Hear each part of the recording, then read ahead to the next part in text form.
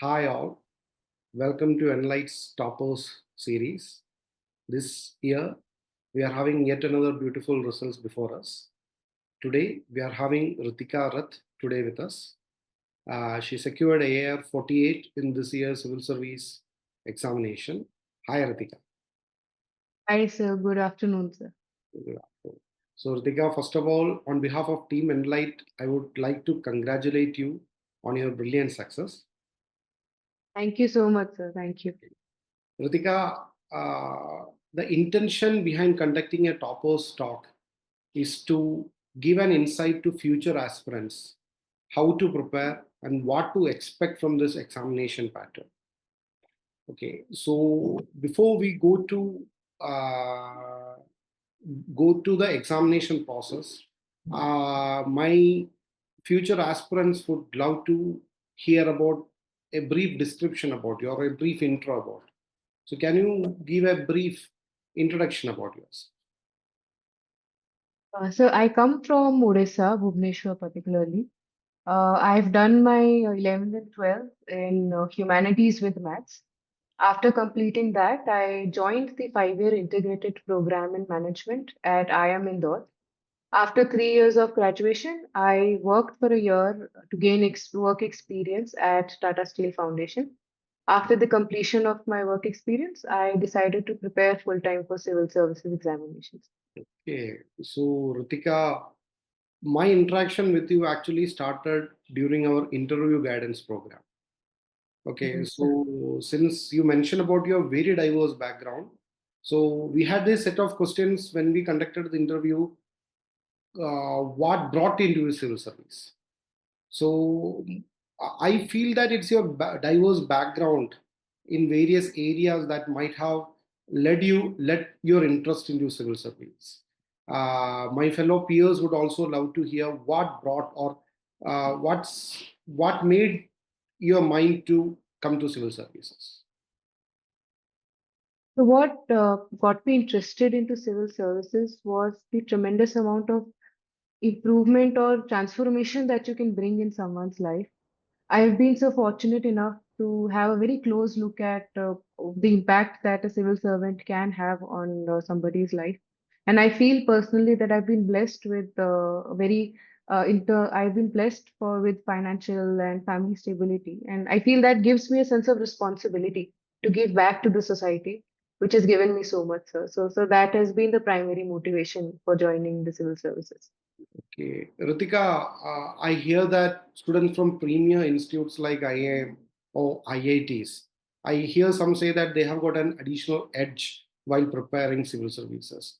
Did you also feel, being from IIM Indore, you did your 5 years integrated from IIM Indore, did you also feel that civil services while preparing you had an additional edge? But I feel there was definitely an advantage in the sense that at IIM, the curriculum, the whole environment is very rigorous. The course structure is also very rigorous.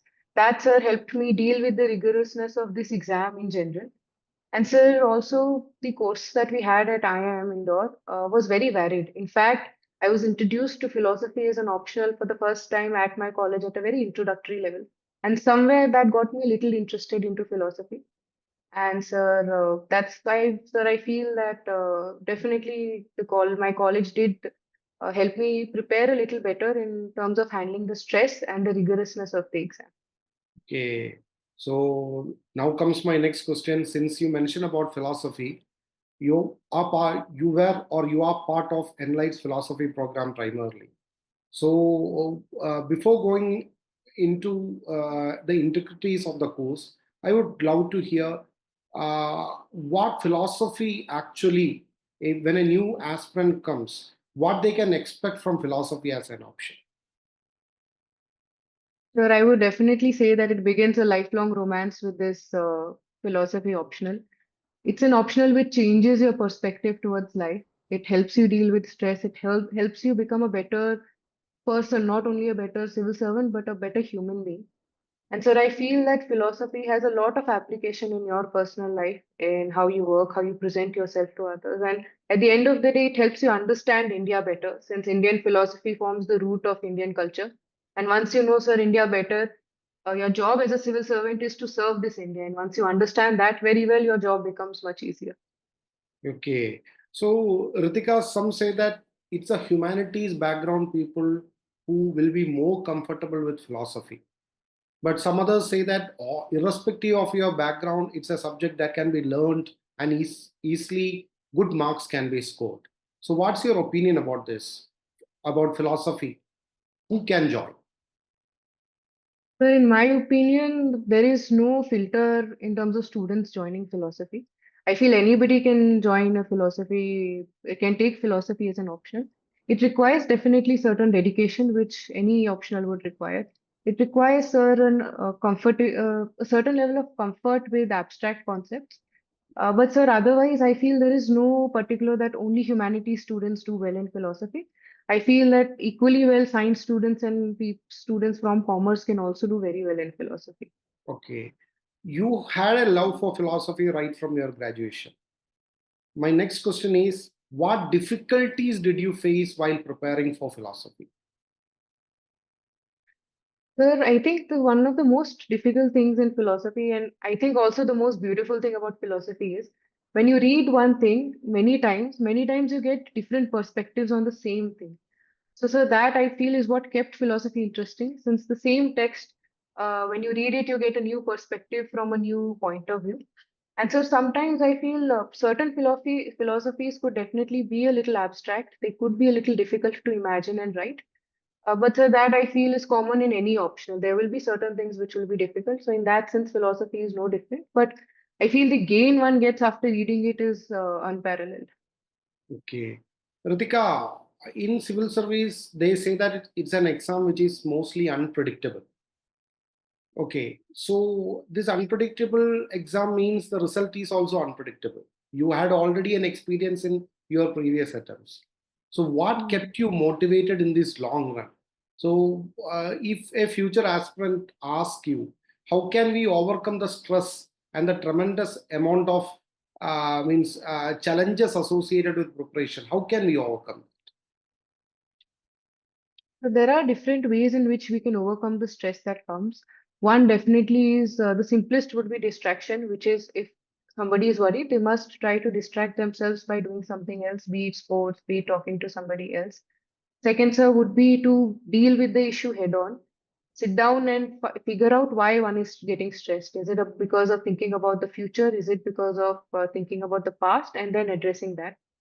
And sir, and certain amount of stress, sir, is definitely inherent in the process. One has to live through it, and sometimes sleep is the best medicine to stress. Okay. Ritika, if a new aspirant asks you how our general studies preparation can be made easy, so can you give a brief advice to our future aspirants what they need to focus or they shouldn't never forget while preparing for their general studies preparation? But I think the most important thing would be to figure out the demand of the question and of the paper. Every paper in general studies, including be it essay or be it ethics, has a very different demand. The type of answers that are to be written in each paper differs. And so that has to be understood. So I feel that's the most important thing, writing what the question demands rather than just what we know. So that I feel so is the most important thing in general studies. Okay. Some aspirants or some toppers say that making note helps you making your preparation more easier. So in both your philosophy as well as general studies preparation, was not making an integral part?